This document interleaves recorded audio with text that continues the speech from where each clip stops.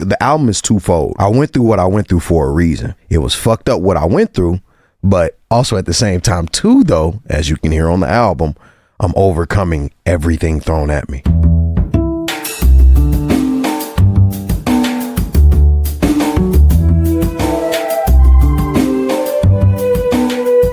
This is Champagne is Also a Band podcast. One songwriter, one song. I'm Sven, your host for a journey into the music of Champaign-Urbana. Recorded in the Blue Box studio with a songwriter from the Champaign-Urbana music scene, past or present. Champagne is Also a Band podcast is proud to be a part of the Champagne Showers Podcast Network.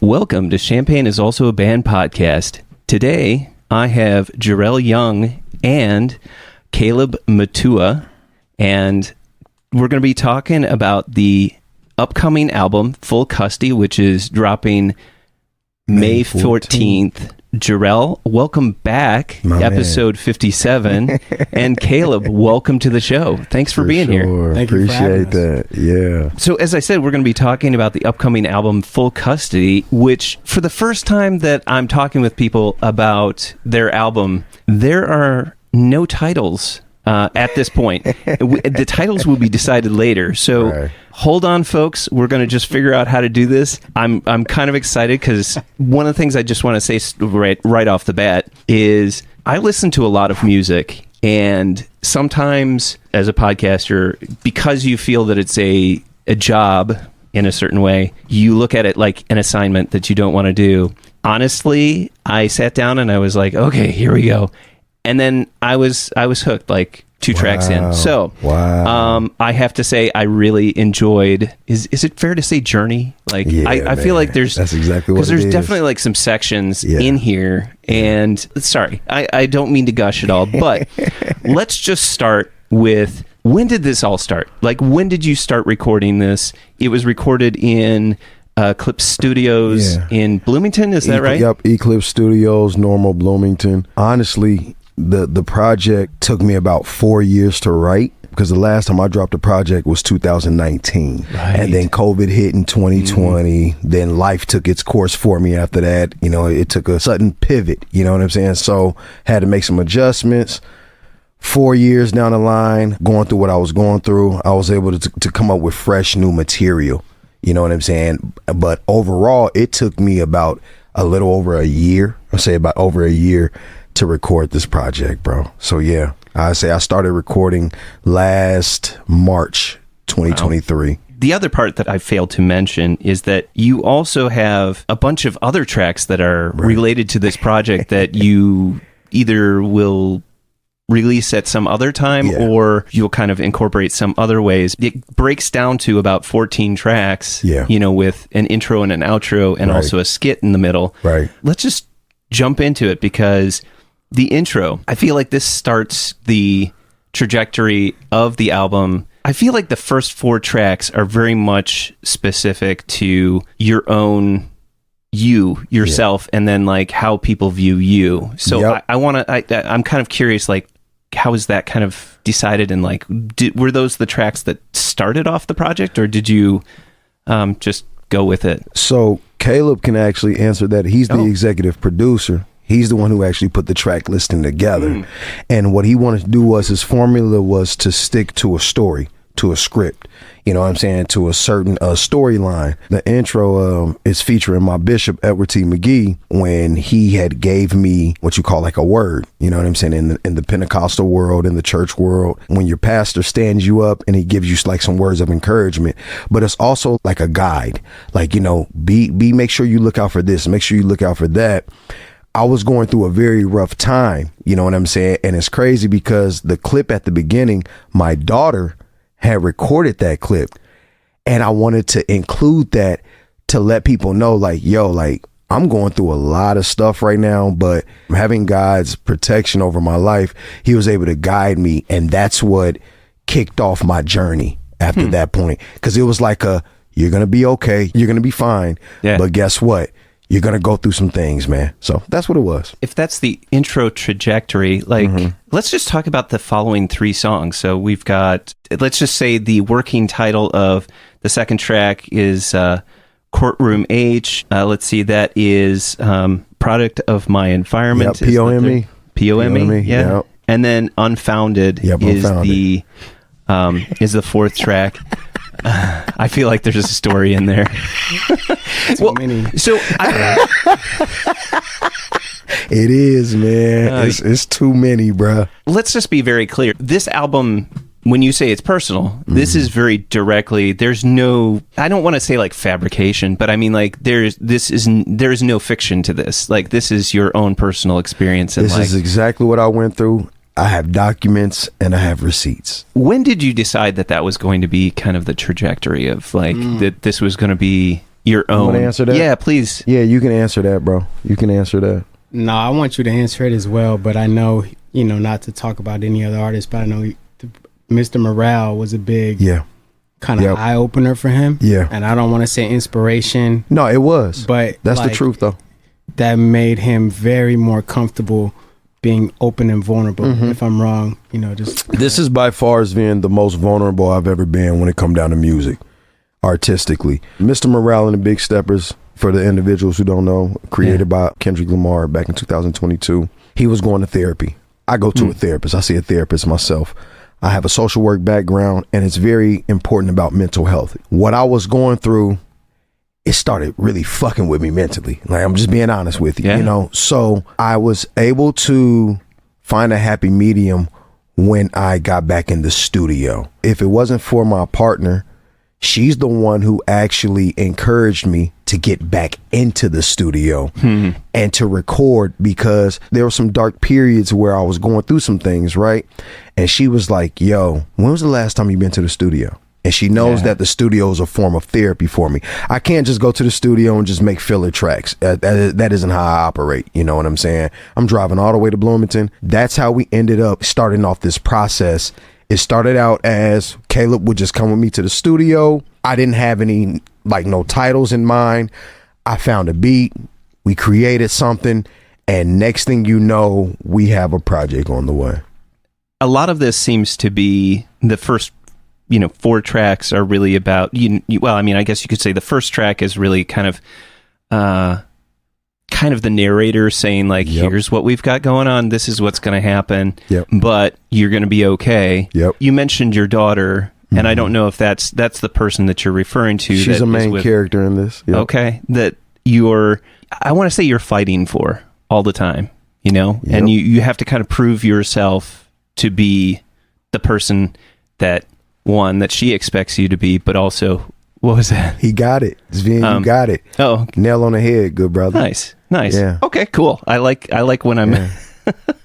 I mean, there's a lot to it, because I mean, not only do you have to prove it to your daughter, but you have to prove it to yourself, because she won't believe it until you believe it. Right. So I'm sorry if I'm just kind of going off, but I just in my own, I feel like there's this moment too where it's like, in order for you to believe it and for your daughter to believe it, you have to kind of knock the other things out of the way in order for that to be available for like you to believe. So anyway, but that was just, I thought that was really interesting that those first 4 tracks have that trajectory. And then is the story going on from there? I'm trying to determine, is it a linear story from the first 4, or is this kind of looking back too? Like, are these kind of a story of your, like, things from before and things from... Bruh, this has been my life for the last 4 years. Okay, all right. And it's continuous, you know what I'm saying? So I'm at a point now where I'm in a space where I have gained full custody of my life. And I'm not going to let anybody determine how I move, what I do. And on top of that, I've sat back for 4 years. I haven't said anything for 4 years. It's my time. It's my time. It's my time. You know what I'm saying?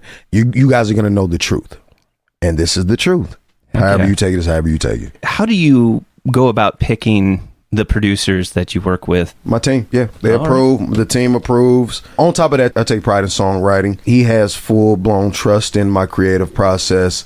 He gives me creative control. But when we get in there, we lock in. I don't know about that, Jarrel. Try this, try that. It's a constant growing process, you know what I'm saying? We don't waste no time, man. We don't waste no time. So, Caleb, was there a point at which you made a decision and wanted to kind of direct it in a certain way, and maybe... I'm just curious if there was any like conflict. That's a great question. No, I would say there's probably several moments. Like he said, he literally just was going to the studio just kind of like a therapy thing. He never told me that he had an album in mind. Like everything is untitled. We were just kind of going there, and he just asked me to be there for support in the role that I've been there before. I had been there one time before with him on his previous album. On the intro on his previous album, I was doing a spoken word. So I kind of knew the process, and we had a great vibe when we were there. So it just started out by just him recording songs, and I would say first moment, just the first track that he did, Untitled One, which is after the intro. It set the tone. It really set the tone for the direction of the album, the feel of the album. And then just, I'll say subsequently from there, he did another track. I would say Untitled 6 is when I was like, he's really stretching his artistic craft. Like I just really felt like he's not just in here venting or whatever. He's being an artist. And then honestly, man, this last moment we just had with the outro that he did, I think I just recorded that last week. He was he had asked me to, do his intro and outro, and I just try to do my best as a producer to make the background music that I felt would fit the story that he needed to do. And I was actually pestering you the week before. Yep. Hey man, make sure you have your A game. I want you to be on this vibe. And he just kept telling me, I'm good. And then when he went into the booth and did it, I mean, it was probably one of the quickest tracks we've done because he was just so locked in. You've heard the track. He's just spinning straight through. There's no breaks in between or anything like that. And then the rest was just kind of on me and our engineer making it how it was. So I was not to be too long-winded, but no, it was several moments along the way. I mean, those are just the three off the top of my head, based off of tracks that you've probably already heard. But every time we went in there, just seeing what he wanted to do and what, the story he was telling, and just being in, he never sent me his verse beforehand type thing. He just goes in there and we do it all at once. So each time we went, I was like, okay, he's telling this part of the story, and I've been there. That's another big part of it. I've been there along with him. I'm not just his executive producer. That's my big brother, for real. We grew up together. So just being able to witness it, and then he go into the booth and do a story, it's like, okay, I see the direction of this. I feel like there's a lot of trust. Both of you being in the studio here today, I just feel like there's a connection and there's a trust between the two of you, and that's kind of nice. And I feel like for sure, it's cool that it's coming through, in the album, without me saying too many things that I'm assuming. How did you think about how you were going to pick the order? Like, how did you want to... Me? Yeah. Well, I mean, anybody who wants to talk, but I mean, like, he picked Caleb, he picked order. So I went through back and forth so many different iterations. Like I said, to me, being there at every recording session and really liking the tracks that he's putting down, it's hard to choose what goes on and what goes off, and then especially the order. I looked at it, to me, for what he's doing. He told me the album was going to be called Full Custody. I looked at it like it's not I don't want to say a battle, but it's a matchup. Full custody obviously entails a lot of things. So if you're in court, it's like a matchup type thing. So I actually looked at it like a batting order. So nice. having what you gonna have as your lead up, what you gonna have as next, you got to think about your cleanup and who's gonna come after there. And then, not that the bottom of the order is weak, but it's supposed to supplement what came before. So that's kind of like you mentioned before, there's a couple heavy heart hitters in the beginning of the album. I felt like it's the best to get them out the way first. Like, you want to get them on base. If you can listen to these tracks, you can listen to the bottom half of the track list and you'll have fun with it. So let's get this out the way and then have fun at the end.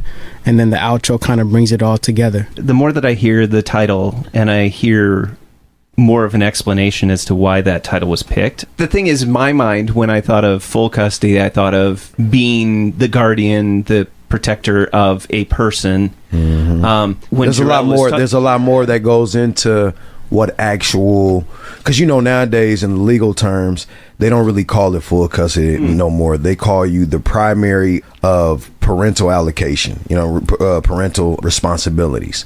So they've switched up the terms and things like that as time has evolved, and just to make it as a universal term as far as the project, so that it could connect on all different types of levels. Full custody, as simple as that. You know what I'm saying?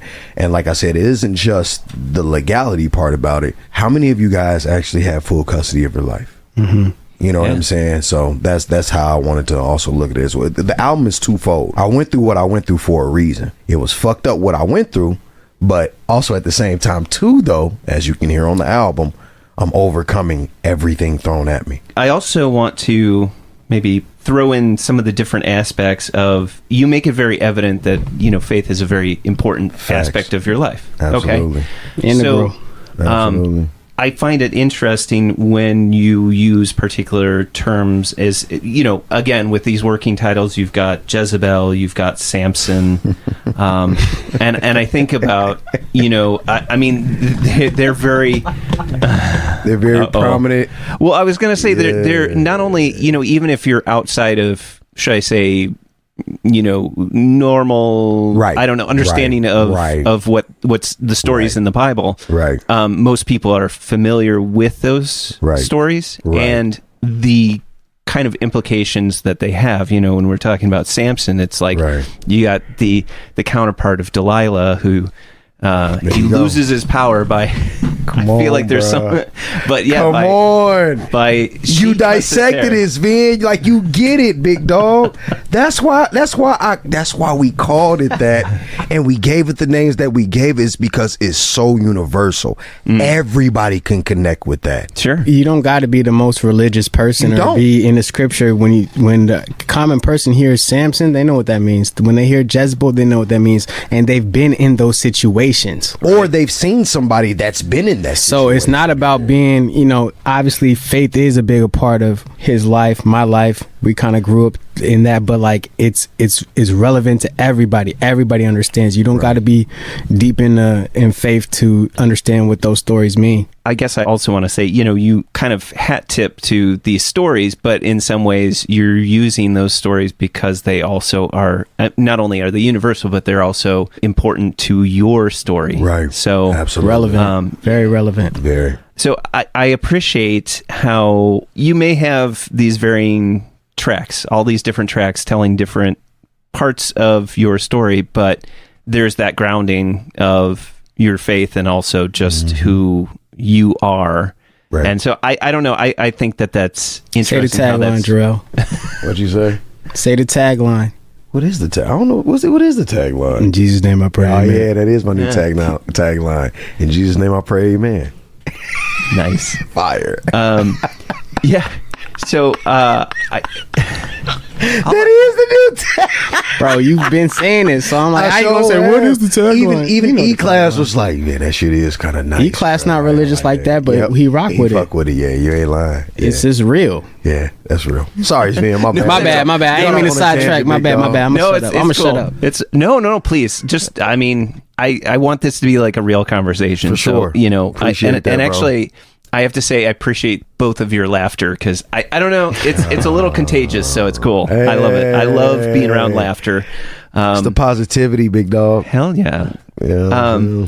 In the selection of the beats and also selecting in the order, I noticed, at least in a few of them, there's almost like, I don't know, what's a good example? I don't mean to keep coming back to the first four, but there's a spot where I feel like 2 and 3 and even 4, there's an overall tone of like that minor key. There's kind of this arpeggio, so it's either the guitar or it's a piano, and they're just like, and I think it's kind of neat, because if you're not, I mean, hopefully you are paying attention, but if you're not paying attention, it flows so well that you might not know that another song started. Right. Yeah. I mean, the story changes, but that was intentional. I also noticed that Sugar Beats is the producer on a lot of these. So is that somebody that you? It's a homie I had connected with overseas.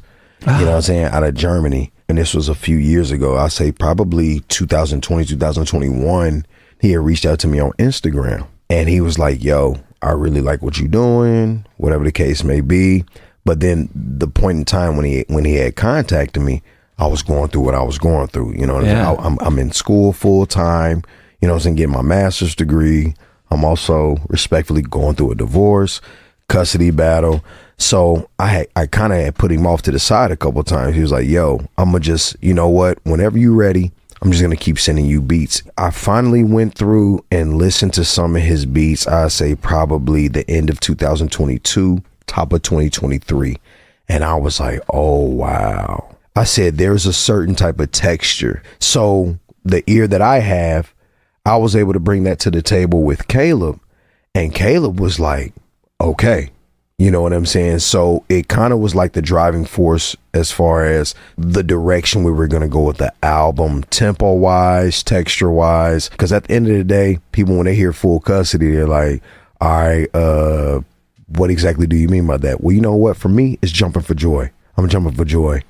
I'm here. I've made it to this point. And a lot of the beat selection is very upbeat. It's like you're mosh pitting. You're jumping up and down. You know what I'm saying? We're having a good time. We're vibing. That's how we ended up with him on the majority of the tracks. It's amazing, though. I don't know what a world we live in right now, where it's like somebody from Germany can be like, "Hey, man. Here you go. You know, check these out." Yep. That we've been able to like spread music kind of far and wide, and just if you happen to be lucky enough, hear something from, I don't know, some obscure town. That's what it is, man. Not to say that Champaign-Urbana is an obscure town, but I love how, in some ways, I had so many thoughts, and then I'm like, but this is the conversation is different now. Oh yeah. I told you, man, just let it flow. Just let it flow, man. We're not forcing anything. Yeah. I'm just gonna say, like, what are my favorite tracks off of the album? I'm gonna say that track 2, 9, and 13 are, I would say, in my favorite. 9, 13. So 9 is also the one featuring KD, because I think that's his joint right there. He loved that one. I mean, we talked about track 2 already. That's the Courtroom H. But track 9 and then also track 13 featuring Chase Baby from episode 38. Part 3. My brother. I told everybody off mic beforehand that when I heard that track, I stopped and I texted Chase and I said, I was like, what the hell? This fire. Like, what's going on? Like, I don't know about you, but it's working for me. Yeah. It is. Anyway, don't take my word for it. Just go out and check it out yourself. It's actually almost... Would it be fair for me to say that it almost drives the car off the cliff just before the outro? You know what I mean? Much. Like, there you go. I mean, that was his idea. And that was his idea. His idea was for it to be a closer. This is part 3. Like I said, we've done a part 1. We've done a part 2.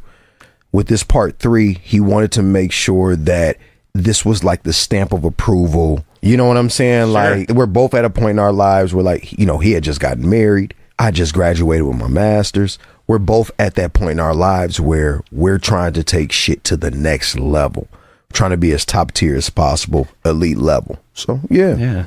I could gush about that forever, but I'm going to go back. I know that this is out of order, but I'm going to go back to track 9 with KD, who just, that vocal in there, it's just amazing. Yeah. And then I get this, like... family, she's good people.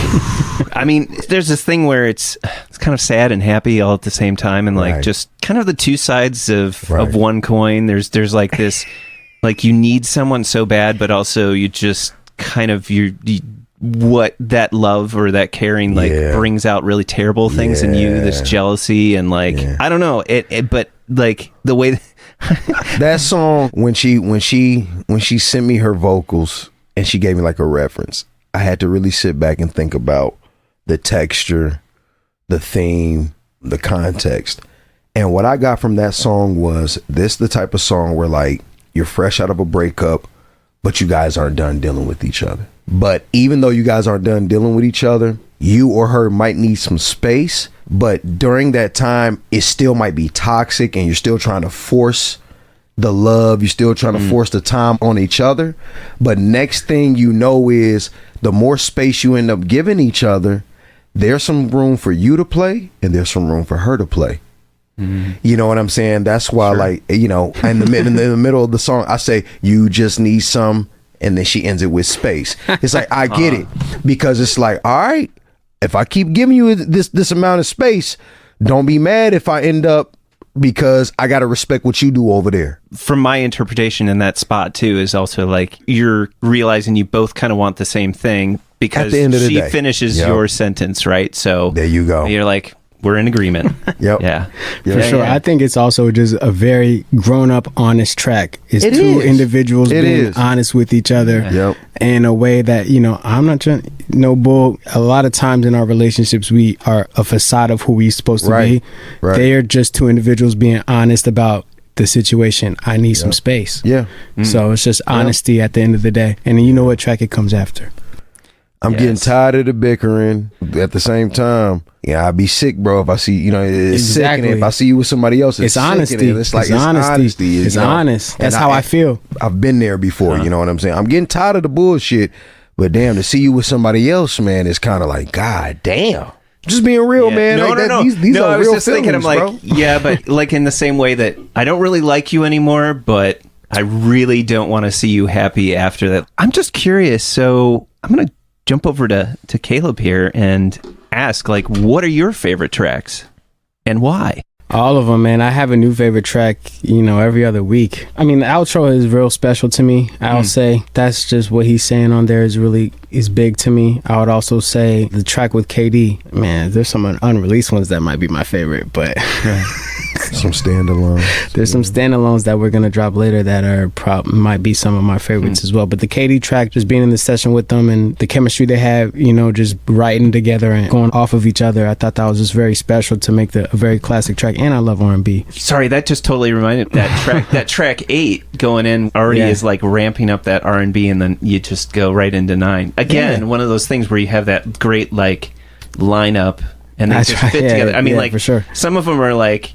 They kind of complement. Anyway, sorry, I don't mean to interrupt, but I was just thinking, I'm like, oh yeah, that's another one where it's just like they kind of complement each other, and they could just 100%. Exist as two together. Right. But anyway, like an A and a B. Right. Yeah. But anyway, sorry. Go ahead. No, I mean, that was a great point. I'm glad you interjected. I mean, obviously, Untitled 1 is also one of my favorites. Core Room Age, we'll call it, if that's what the fans want. Track 2 as well. I mean, there's so many that will just throughout the day, I'm just repeating the chorus in my head or repeating some of his verses in my head, and I'm like, man, that's real special.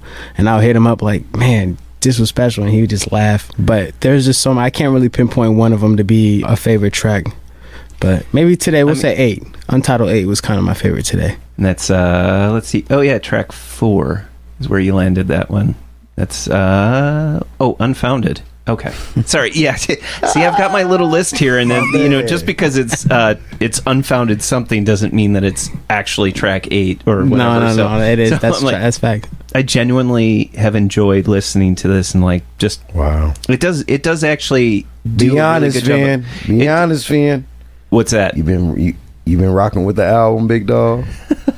What's your favorite track? Oh, you said you had it. So I had 2, 9, and 13. Yeah, we gave us 2, 9, 13. Okay, yeah. You gave us 3, bro. Well, I mean, fire.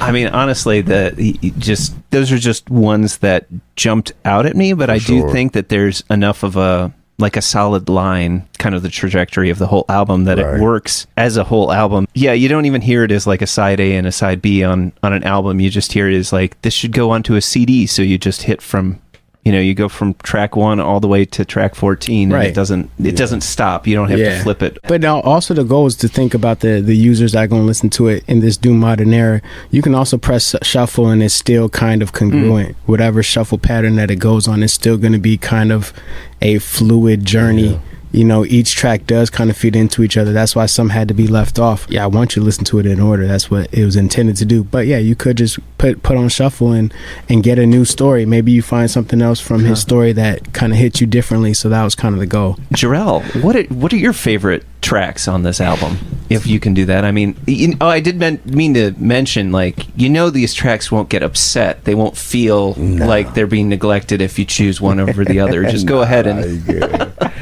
Honestly, bruh, like, it changes, it interchanges day by day. The place I'm in right now is just memorizing the material as much as possible, because we got performances coming up, bookings and things like that. So And like I said, it's been 5 years, man, since I've put out an actual project. So I have to get back in that bag. As of recently, I would say probably Samson and Untitled 7, featuring my homie Zay. Them been the main two that I've been listening to a lot lately. So I guess since you kind of brought up this has been your first album in 5 years, how would you say, like, you personally, not necessarily on the things that have changed around your life, but like how have you personally like changed since you last dropped your album? Like, how do you feel, you know, this new album reflects that? Well, what I went through in that trying time, it gave me time to grow and develop. You know what I'm saying? It made me stronger. It made me better. It made me wiser. I've had a lot more material to talk about. I was able to really sit back and methodically think through every bar, how I was going to approach the music. And on top of that, too, like, I'm a grown ass man, Sven. At the end of the day, my approach is going to be from a 30-plus-year-old perspective. Like, I got kids. I'm working a job. I went to school. Like, I'm the most normal, everyday guy that you will ever meet. I love my community. I do a lot of community stuff, a lot of community work, and I take pride in, you know, in what I do. So yeah, that's just basically where I'm at. You know, this is my life. Like, the music that I make, it really mirrors a lot of my life. That's why my name is Jarrel Young. That's my actual government name. It's not made up. It's not fabricated. It's on the birth certificate. Right.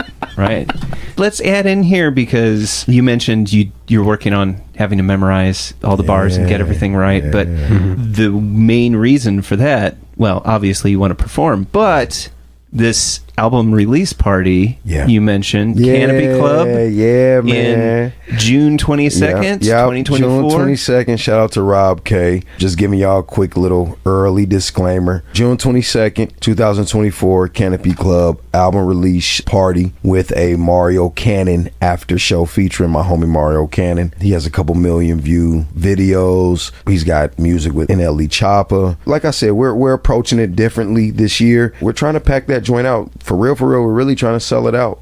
So, you know, we're at the Canopy with it, 622.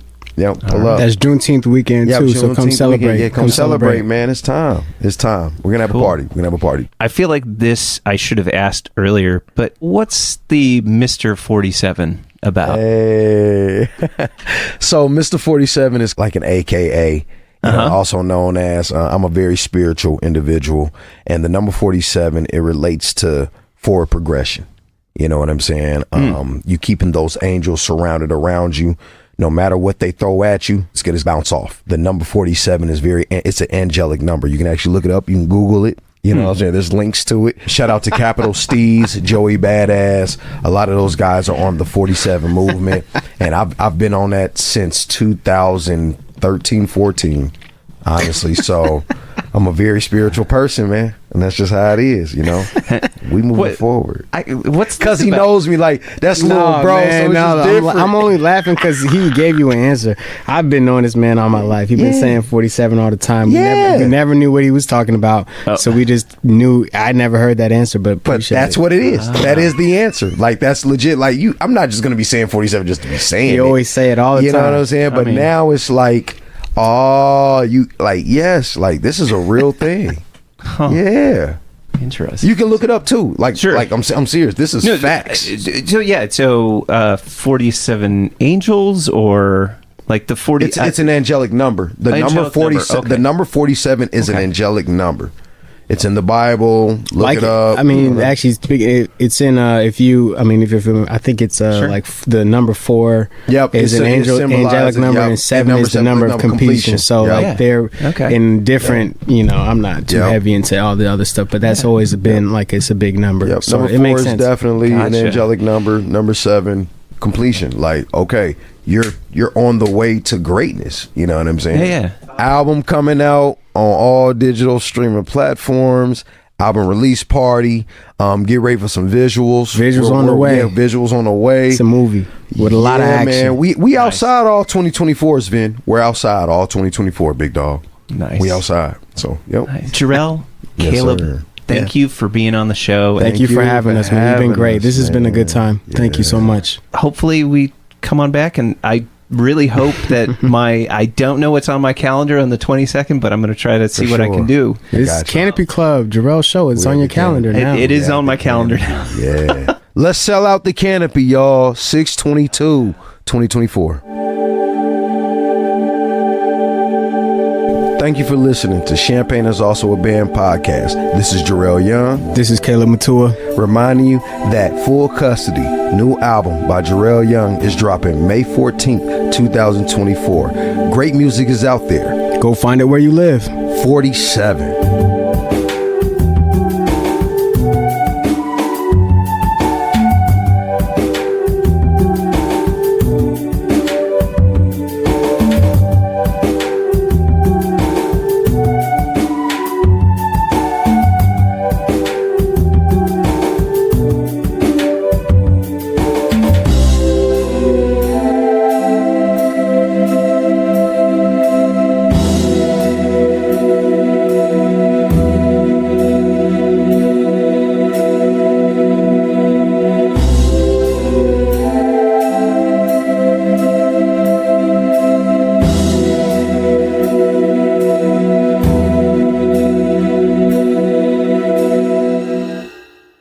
That's a wrap. Champagne is also a band.